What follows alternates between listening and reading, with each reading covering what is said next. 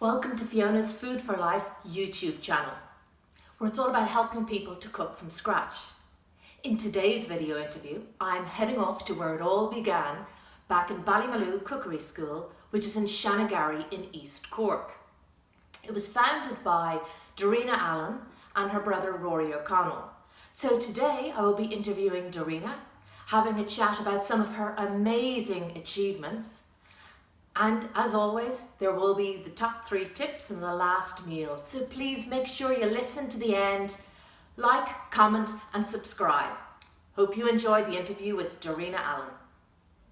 Good afternoon, Darina. Hi. Thank you so much for taking out the time to chat to me today. Not at all. Lovely to see you again. It's been a long time since you were here. Yes, 23 years. 23, my goodness. And you'll see some changes, I'm sure. Yeah, so, definitely. So fundamentally the same. Yes, I've been down a few times to visit as well. Yes, good. Good. Would you mind introducing yourself to my audience? Well, now I'm Darina Allen, and we're in Ballymaloe Cookery School down here in East Cork, and it's in the middle of a 100-acre organic farm. And at this stage, I suppose, when we were established in 1983, and students literally come from all over the world. So at the moment, there's a 12-week certificate course going on here. It's in week 4, and there are 12 nationalities.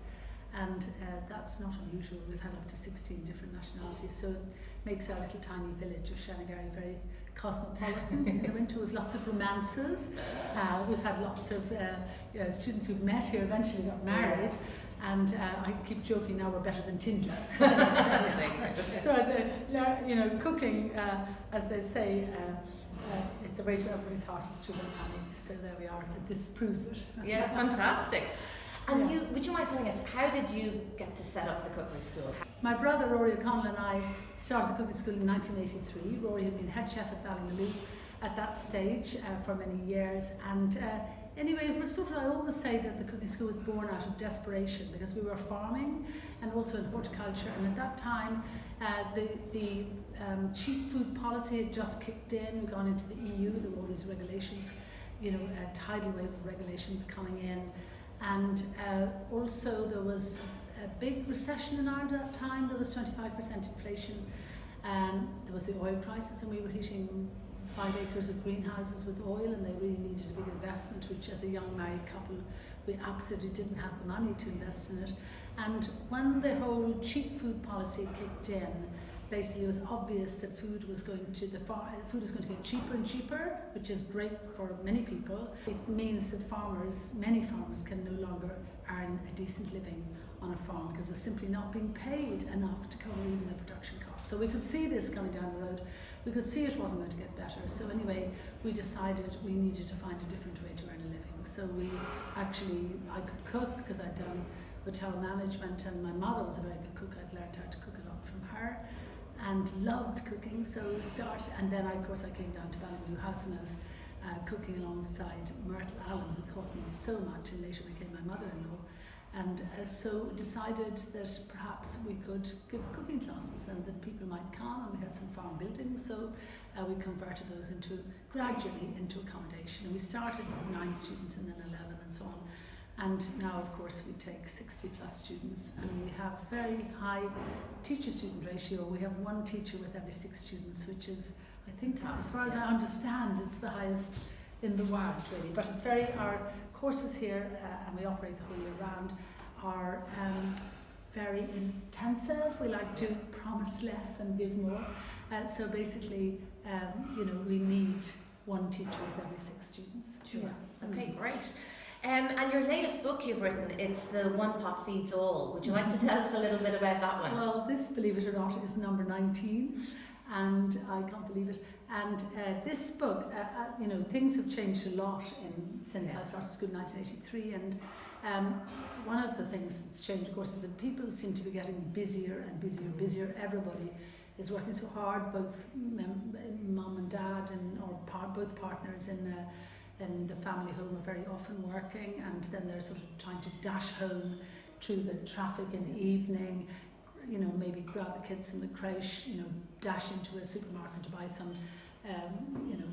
food, and then get home exhausted and doing their very best to try, and they know that and would love to, put really good nourishing food on the table for all the family, but it's so hard to keep all the balls in the air. So anyway, this book is called One Pot Feeds All, and it literally lots of really, really yummy recipes that are where you put everything into one pot, one roasting tin, one baking tray, and then you take it out and you have a yummy meal with the potatoes, the rice, the pasta, whatever already in it, and pop it into the middle of the table and tuck in, and so all the family can sit down around the table and enjoy a lovely meal. And also that there's such a feel-good factor for the mom or dad who actually manages to do this and put it on the table. And it's really important because we all, and I know you feel very strongly as well, that our food can be our, and should and can be our medicine. And it's very interesting, the research that's coming out now more and more is that the less we spend on food, the more we spend on medication and supplements. So, it's to find the time, really, the physical time to actually cook something. And then, of course, a lot of these recipes in this book are suitable for batch cooking too, so that people maybe the weekend could cook up big quantities of something. And so this is sold really, really well. It's been very, very well received. Brilliant. I think it's the book for this time, you know what I mean? Yeah. And did I hear you mention that you often have on a Saturday where the whole family can come over and have a meal with you? What dish would you cook for that? Well, basically, we have 11 grandchildren, and at this stage, and they all live within 5 minutes of us, all the families all around their own. They're very fortunate, their own houses and all of that. We're very lucky. And then often we have family supper on a Saturday evening, always, so it's an open invitation to all the family, the children, grandchildren, and often the grandchildren bring some of their school pals along as well. We all sit down and tuck into a lovely, homely kind of, family meal. And that, again, in the end, the children, what everybody loves is, roast chicken with lots of gravy or whatever, it's the same or Irish stew or bacon, and they love that glazed loin of bacon and cabbage and so on. They love shrimps, and the kids eat them out of the shells. Our grandchildren love vegetables too, so they love kale and they love broccoli, they love romanesco, which they call little Christmas trees. So that's their norm. They never realised that people didn't like them, so it's always been what they've eaten. And we're very lucky to be living in the middle of a farm, so they often go down literally beforehand and help to pick the things. And then in the summer, of course, when we've brought beans and peas and everything, we'll all sit down around the kitchen table shelling them and so on before dinner, just chatting. So that's lovely, and it makes them all the more delicious when you've shelled yourself. And all the memories that they will have all their lives. It's fantastic. Yeah. So going back to, say, food as medicine, I notice as well you now have a fermenting shed here, which you didn't have at my time. Would you like to talk a little bit about that? Well, I think there are probably quite a lot of extra things that we're now doing from 23 years ago, certainly. So there's the bread shed where all the natural sourdough breads are made and all of that. That's also in we're like trailer trash in many ways. We really need to build on, we'll do soon, but basically these are, like those refrigerated containers on the back of, lorries that they deliver food around the country. And they're, after about 10 years, I think they decommission them. And then, so we've set up one of the bread shed, the artisan bakery, but also in another one we've set up what we call the bubble shed or the fermentation shed, and magic happens there. We've had that for a number of years now, and it's both a classroom, and also we make, of course, lots of fermented foods, sauerkraut, skim cheese, lots and lots of pickles, ferments, water kefir, kombucha, kvassas, all a myriad of different things, and that's just behind the school. So magic really happens in there. And then Penny, my daughter-in-law Penny, who's married to Toby, Penny Allen, and also another one of my daughters, Emily. They work in there a lot, and they are, they're like fermenting nerds. They just every day they are making more discoveries, because of course fermentation is nothing new. I mean, we've been eating in the way of preserving food. So as mankind have been eating, or the human race or whatever, have been eating fermented foods right since time began, really. So it's a question of relearning, and there's so many different ways of fermenting and preserving food, literally all over the world, the East, the Far East, and South America, and Alaska, and all over. Yeah, it's fantastic. I personally love it. It's a wonderful journey, I love it. And really important. Nowadays, so many people have problems with their gut. I mean, you know, because of the whole change in the kind of food we're eating nowadays. I mean, so many people are not feeling particularly well or full of energy any day, and if they have gut problems, which of course affect both our mental and our physical health, lots and lots of research on that now, surprise, surprise. I mean, it's no surprise to any of us, but things have to be proved scientifically now all the time. So of course these fermented foods really help a lot, because they help to, you know, to enhance our gut biome and make it more biodiverse and everything like that. So and the immunity, really the whole, and develop our immune systems and all of that. Yeah. Mm. So here's a hard question for you. What is your greatest achievement? Oh dear. If I was to think about that. Oh my goodness. Well, anyway, I've been really lucky to be in a position to, you know, I love teaching people how to cook. I love passing on the skills, and so do all my wonderful team I have here with me. But I think, and I've been involved in all kinds of bits and pieces over the years, but basically I think if I had to choose one thing, or if I even thought about it, it would be the restarting of the market movement in Ireland. I started, I think, the first, what we now call farmers market, in Ireland about 30-something years ago in the Cold Key in Cork, after I'd seen the first farmers market in America, which was at that stage in a parking lot at the other side of San Francisco. Now, of course, it's in the Ferry Plaza building and so on. But now they're, because it's really, really important. Yes, I went to, with a friend of mine who went to cooking school in San Francisco, I went to see this newly established market. I suppose it had been going for about 6 or 7 months at that time.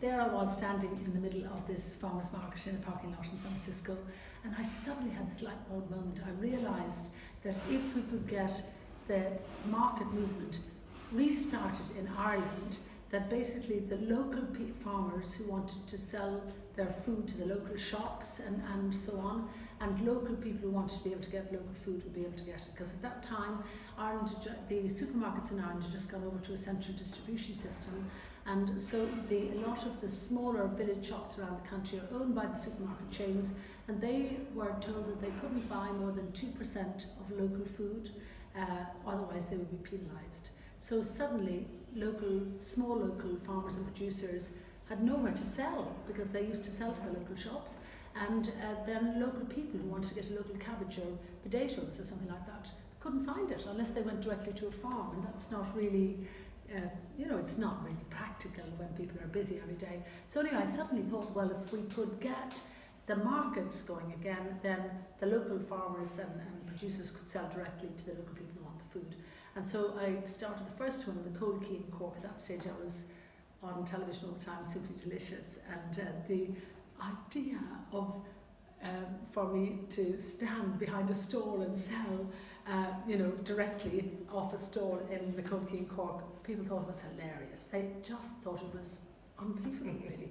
And so several others like Frank Heatherman and Caroline Robinson and indeed for that matter Declan Ryan of Arbutus Spreads, they joined me and they said, well, if Darina Allen can stand behind a stall on the Cold Key in Cork, so can we.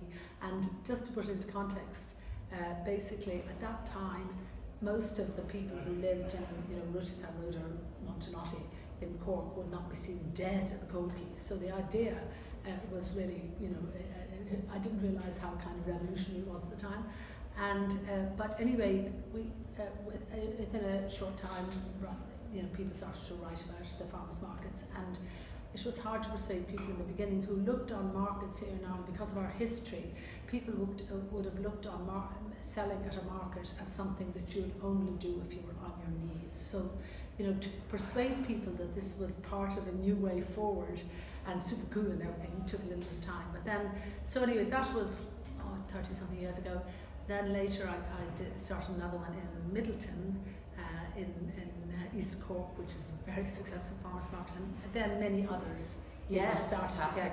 So anyway, that's a long answer to your question, but I think if I was to pick just one thing that I think has actually made a difference to people's lives, I think it's the establishment of the farmers market movement. And I mean, many of farmers have said to me, I would not be still on the land if it wasn't for the farmers markets, because they get the full price into their hand, and it's just enough really.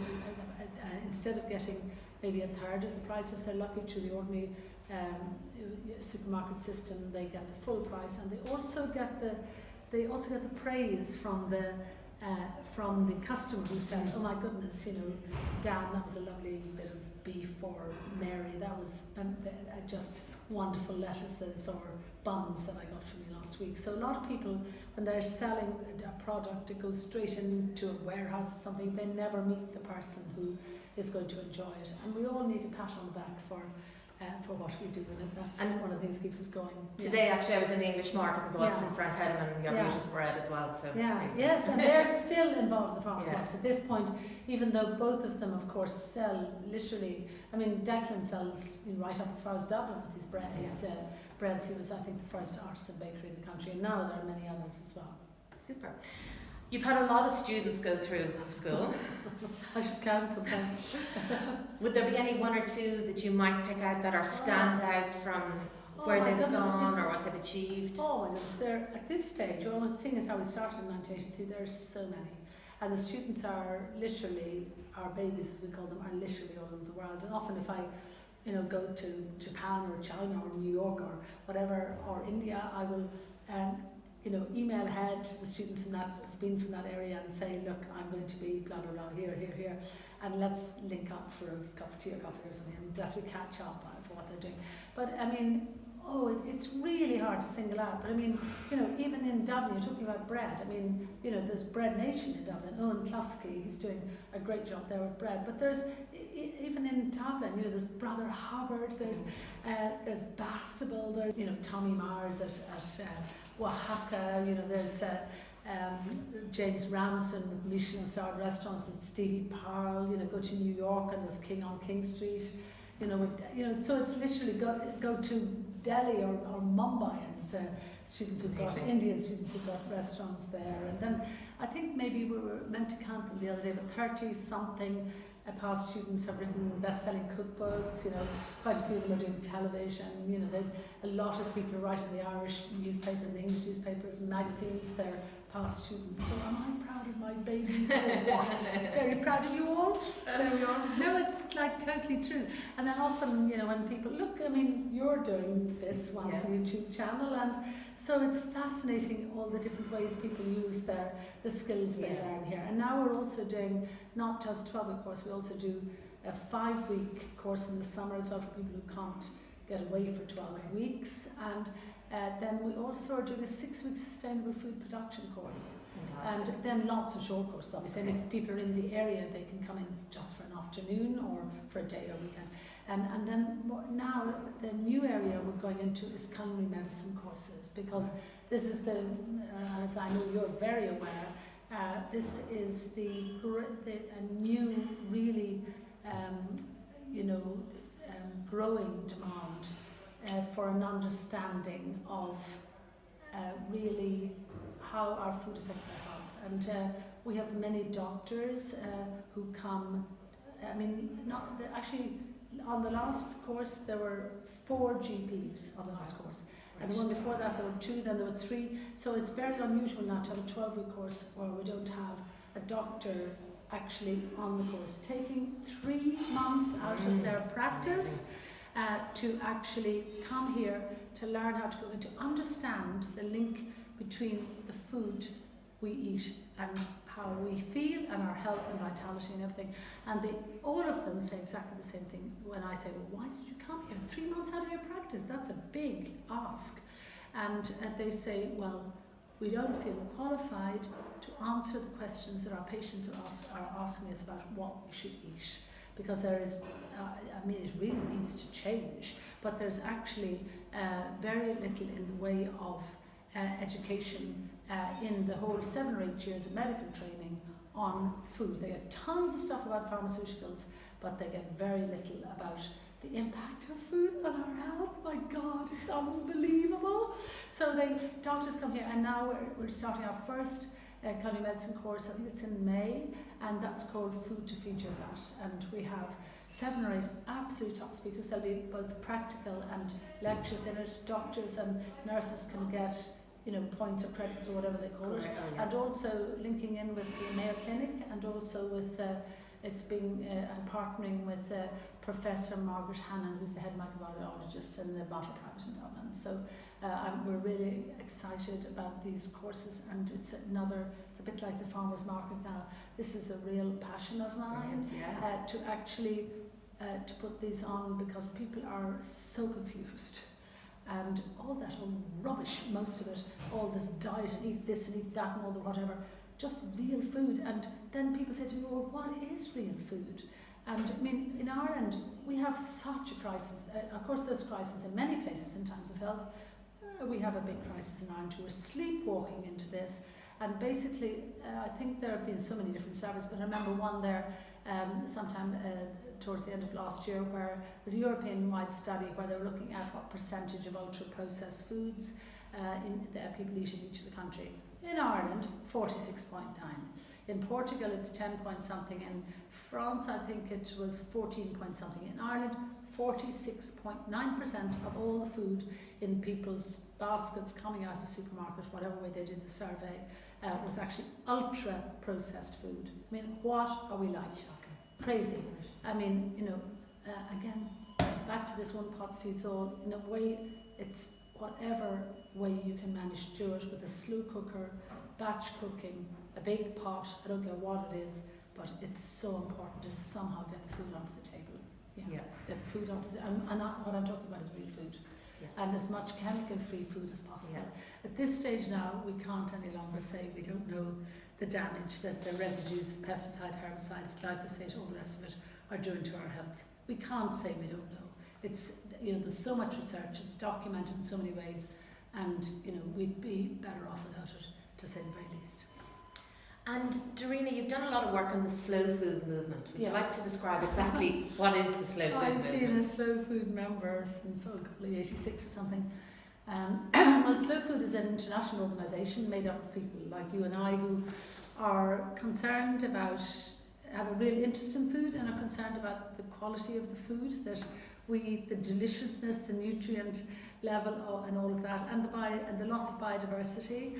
And Slow Food was started in Italy, actually, by Carlo Petrini, who's still the president of it, and some friends of his. He was a journalist, actually, and he became more and more concerned about the deterioration in the Italian food, and he came together with a few friends, and they realised that, particularly in the EU, where there was a certain, I think it's eased off a bit now, but certainly a lot of smaller producers, it was found very difficult to cope with some of the new regulations, and some of the regulations that were, in a way, they were out of proportion to the risk involved, and also cost more than the business could afford, actually.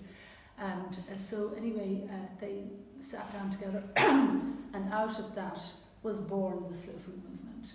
And it was, as I said, started in Italy, it's now spread all over the world. And basically, there's always an educational element to that too. So I've been a member really right since the very beginning, and I absolutely fully, I suppose we live the slow food ethos, really. It's not sort of a born again thing. And so basically, there are various chapters of slow food all over the world. There are several in Ireland. And so we have one here at East Cork, and there's always an educational element to it. So part of what we do with our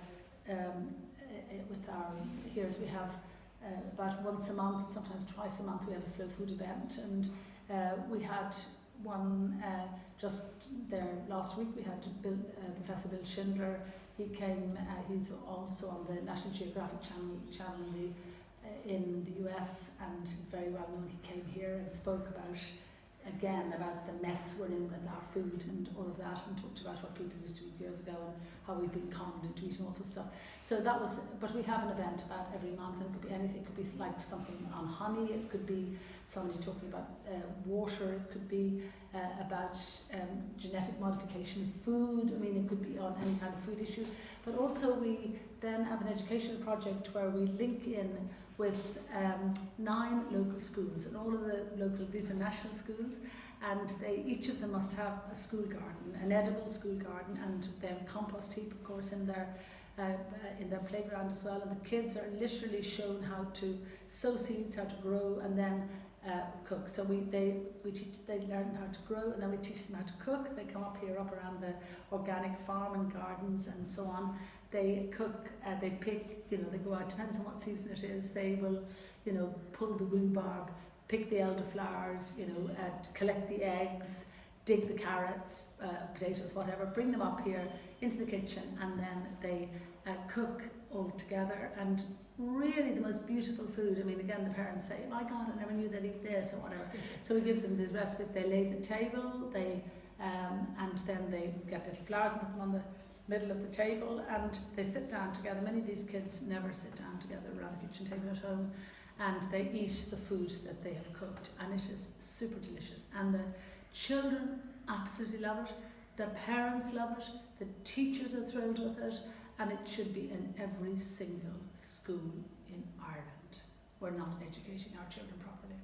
And, so anyway, that's part of the slow food thing. But and every year then, every 2 years, there is a big slow food festival and conference in Turin in Italy, and it's called Terra Madre, Mother Earth, and everybody should go to that, because basically it is life-changing. They have farmers, fishermen, pastoralists, transhuman shepherds, beekeepers, fishermen, from all over the world, literally from Africa, from outer Mongolia, from India, from the Sami people from the Nordic region, all small farmers and all kinds of, as I mentioned earlier, all the different groups. They come, they meet in Italy, they chat and talk about the challenges they face, and of which are many nowadays, and indeed from the Amazon as well.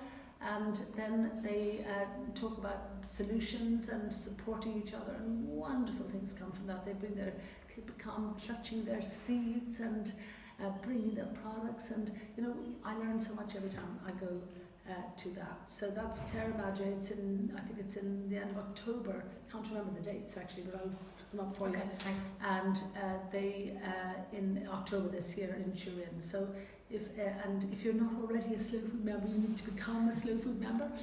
And really, it's an incredibly important thing to be part of. And you have a network. You're part of a network of like-minded people around the world. And then, of course, this Terra Madre event is something really to take a few days off to go to. It can be life-changing. I really think I'm not using the word, loosely there. Yeah.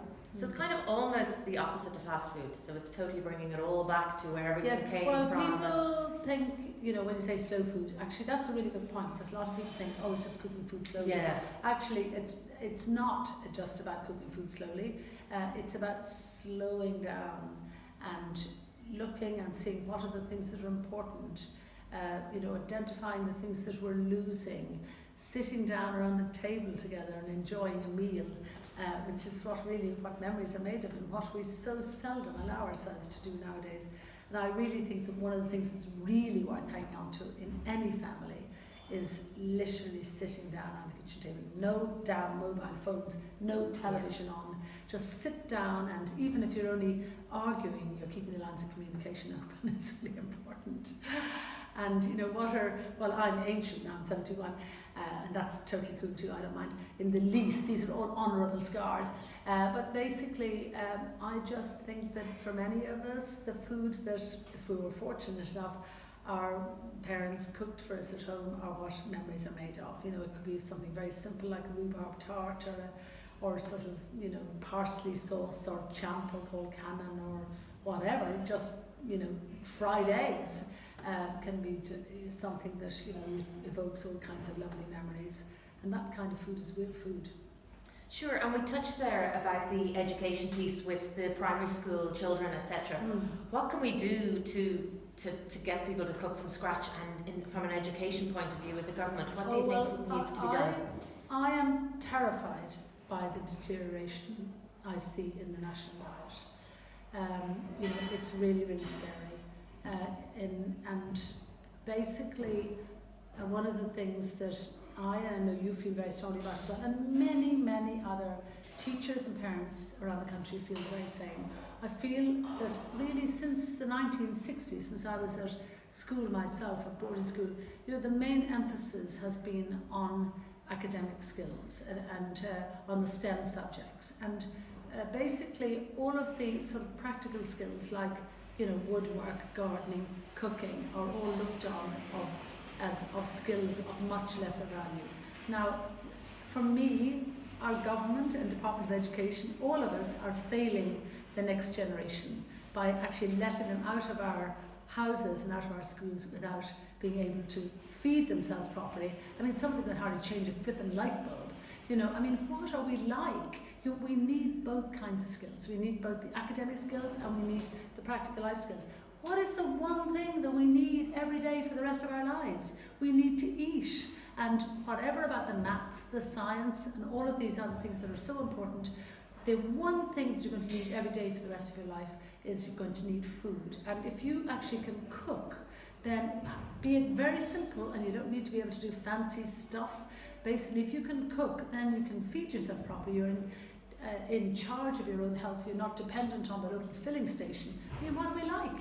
Well, actually, many people are buying all of their food from the same places they buy the petrol to fit in their cars. We know more about the lives of celebrities than we do about how our food is produced now.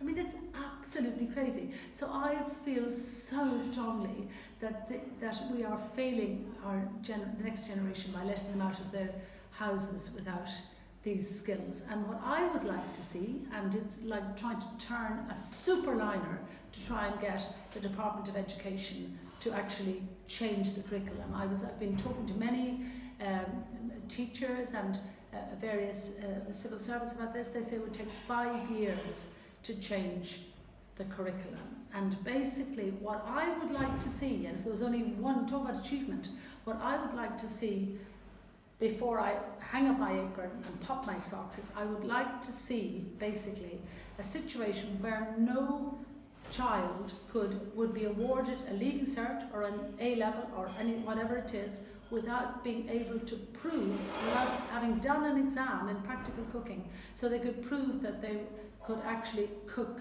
for themselves. And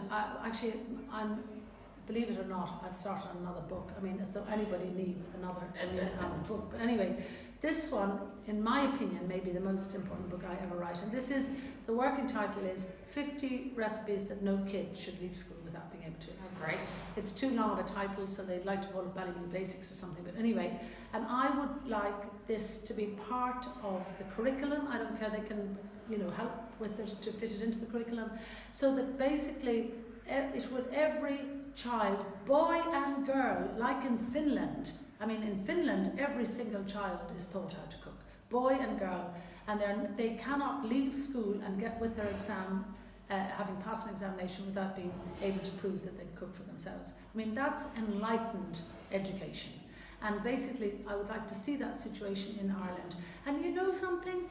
It's still, we know beyond all shadow of doubt that whole low-fat stuff was total and absolute nonsense and was driven, they were trying to cover up, they put the focus on fat and they were trying to cover up it was really sugar. They realised that sugar was the main problem, and we really do need to cut down on the sugar in our diet. But still, in the leaving certificate and in the intermediate certificate, there are questions about, you know, what is better for you, what's more healthy for you, low fat or you know, butter. And the actual correct answer is low fat. Now, how disgraceful is that, considering that all the scientific evidence is quite clear that we need good fats, butter and, you know, lard and all of those good fats, so that we can absorb the rest of the nutrients from our food, all the rest of our food, and also butter and good fats are so important for our brain function as well. And yet, to get the right answer in the Leaving Cert or in the intermediate certificate examinations, you need to give what I know and what many other people know is the wrong answer. I mean, and we've known that for 3 or 4 years. I pointed this out to the Department of Education, I suppose about 4 years ago now. I wrote to the Minister, I wrote to the Department, and it still hasn't been changed. So this gives you for those of us like you as well who feel very strongly that this is a terribly important thing for the health of the nation and for everything else as well, basically it's quite a challenge to turn the liner round, basically, and I would love the mothers and the grandmothers and the fathers and the grandfathers and everybody else of Ireland to rise up and say, we really want this to change for the sake of the health of our children and grandchildren. That'd be great. Do you think we'll get it done? I'm a cup half full person, so we just have to keep on at it, and you know, we're not alone in thinking this is important. I mean, anybody that I speak to about this, and you know, when I tell them I'm writing this other book, everybody says what a brilliant idea, and you know, this is so badly needed. So I think if we did a poll, basically I think we'd find a very high percentage of people who would like to see it changed. Yeah, I hope so. Yeah. So you mentioned you're writing another book, and you've done 19 books so far. What is A, your most popular book, and B, the one that you've enjoyed creating the most? Well, now, all the little Simply Delicious books are out of print at this stage now, but the autobiographies are still in print. And I think the one that probably still sells most is the Ballymaloe Cookery course. It's got 1,200 recipes in it, and it's, you know, it's not everything is in it, but I mean, it's like people call it the Bible, the Culinary Bible. But anyway, that one. But then there's also, people love Forgotten Skills. That's the one with the green cover. These are all big, heavy books too. And then, but for me, the most important, for me, the one that I feel is the most important book that I've ever written, if I was to think about it, is my Grow, Cook, Nourish book. And this was about 3 books back when it took me over 3 years to write that book. And basically it was saying to people, like, for goodness sake, would you wake up and see what we've done in the last decade or so? We've handed over complete control to the supermarkets for our choice of food. It's not fair to expect the supermarkets to have our best interest in mind. That's not their responsibility. Their responsibility is to their shareholders. Yet we have handed over full responsibility to them. So I'm saying, for goodness sake, would you wake up and let's take back control and start to grow something ourselves. At least whatever you grow yourself, even if it's only a little box on the windowsill, basically you won't spray it. You'll know that it's nourishing and wholesome. And you get when you grow something yourself, when you sow a seed. This is the first thing we do with the students here on the 12-week course when they come to come and spend 12 weeks with us. The first thing I do is I show them how to sow a seed, and then they sow that into the ground. And it's a really important lesson, because when you sow a seed, you know, the scales fall from your eyes. You suddenly realise that it takes 12 weeks at least for something to grow into a carrot, a beetroot, even a lettuce. Depends on the time of the year. And suddenly you realise that it can't be produced for the price that a lot of the carrots and leeks and things are being sold in the supermarkets, particularly in the discounters. And also you want to hug every farmer you see, because you realise the work that goes into it, looking after it for 12 weeks. And also, when you grow something yourself, I can tell you, you'll eat it slowly, and you want everybody to know that you grew it, and you won't overcook it when you get into the kitchen, because you'll appreciate it so much more. And so sowing a seed is a very important thing, a whole lesson for life. And that Grow, Cook, Nourish book was all about that, saying to people, for goodness sake, grow something yourself, even if it's only on a windowsill in a city. All you need to grow something is you need a container, you need some soil in it, you need a seed, you need some water, and you need a bit of patience to wait until it grows into something. And then cook it and eat it, and it'll be nourishing, wholesome food that you really, really enjoy. Fantastic. And that fits in with my ethos of cook, eat, nourish. Yes, good. So Darina, I always ask the people that I'm interviewing, can you give 3 tips to help improve the health of the nation? So 3 tips my audience could make a change now, or they could focus on now, that would help improve their health. Well, the first thing is cut out all processed foods and just eat real food. Connect in to the season, try and focus in on what something is in season, and also try as far as possible to buy local food, because then it's going to be fresh, and of course it'll be in season as well. And then maybe make a little pledge to spend 50% of your food budget, your food euro, on local food, buying from your local farmer, local community. That would make a huge difference. The other thing I would say is, if you've been eating low-fat foods, throw them out and get some good butter and real fats. And the one thing to get rid of completely out of your kitchen are the vegetable oils. Olive oil, extra virgin olive oil, wonderful. Olive oil, good. But there are more and more concerns about those vegetable oils. Coconut oil is probably okay. Avocado oil, which is of course very expensive, but coconut oil isn't suitable for everything. So there would be two things. And then the other thing I would say is learn how to make a loaf of bread. It's very simple to make Irish soda breads. It's made literally in minutes, and you can do so many variations on them. And at the moment, the overall commercial bread in Ireland is really terrifyingly low quality, and there would be a lot of people would have great concerns about it. So learn how to make a loaf of bread yourself. And then if you're buying bread, look out for real natural sourdough. There's a lot of faux sourdough around at the moment. A loaf of good sourdough will have to be, I would say, about €5 or sometimes €5.50. If it's much less expensive than that, it can't be done actually. You can't produce it for much less than that. But this is bread that is hugely nourishing. People who've had a gluten intolerance basically will find that suddenly they can eat this bread. Now, if you're a celiac, of course, it's a different matter. You can't eat anything with gluten in it. But real bread is such an important staple. It's not something you should leave to other people to supply you with. And anybody can make a little loaf of soda bread. It's just made in minutes. It can be brown soda bread or white soda bread. And then you can add lots and lots of twiddles and bows to it, and have lots of fun. You can even flatten it out and make a soda bread pizza and put lots of good things on top of it. Fantastic, brilliant tips, thank you. Good. And the last question, Darina, what would you choose as your last meal, your death row meal? Oh my goodness. Well now, one of my favourite foods in the whole world is not actually Irish, it's Spanish, and that's pata negra. It's that wonderful cured ham from the Iberian pig. That's one of the most amazing foods in the world, but very little thin shavings of that. It goes on, the flavour goes on lingering in your mouth. It's so delicious.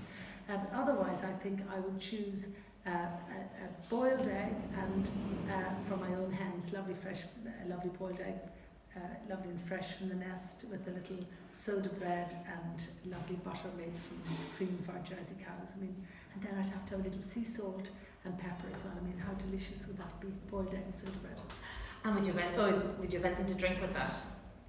Possibly not. Tea, maybe a cup of berries tea, maybe. That would be good. Okay, fantastic. Yeah. Thank you very much. And if my audience wanted to get in touch, it's through Ballymaloe Cookery School. Oh yeah. So basically, if anybody wants to get in touch, our website is www.cookingisfun.ie. My Instagram is Darina_Allen. There's also Ballymaloe Cookery School on Instagram as well. And then there's another one, Tim and Darina. So that will give you images of what's happening around the school here every day. And also the school Ballymaloe Cookery School operates all year round. And so we have afternoon demonstrations every day that are open to the public, Monday to Friday. We have day courses, weekend courses, week courses, several week courses, 12-week courses for people who want to get the skills to earn their living from the cooking. And then there's forgotten skills courses like how to cure a pig in a day, how to butchery, charcuterie, how to make buttered cheese and yogurt, how to build a smoker and smoke your own food, fermenting courses, foraging courses, just about anything you might want to come to. And now there will be a whole series of culinary medicine courses as well. So just keep an eye on the website and come and see us if you're down in East Cork. Great, thank you. And I brought you a little gift along today. In my goodie bags for my cookery demo, I always have my raw power bars. So they're full of nuts and seeds. bound together with cowper butter and raw Irish honey, and I make the chocolate that goes So on these top. are probably gluten-free or something Yes, as well? they are gluten-free, yes. Great. And a jar of kimchi, which I have with my eggs every morning. So That's heaven. Kimchi or fermented food, so good. We can compare this now. This is super delicious, and of course so good for your gut biome, as we spoke about earlier. Well, Fiona, thank you so very much much, for coming Darina. down. I'm Thank so you. proud of what you've achieved as well, and so continued success to you. Great, thank you. Well, I hope you enjoyed today's interview with Darina Allen. Such an amazing woman and such a great inspiration. Please like and comment, and don't forget to subscribe. And why not check out some of my other videos, like the interview with Michael Kelly from GIY, or maybe how to make some of your own bread, and I've got the simple brown scones. Thanks for watching. See you soon.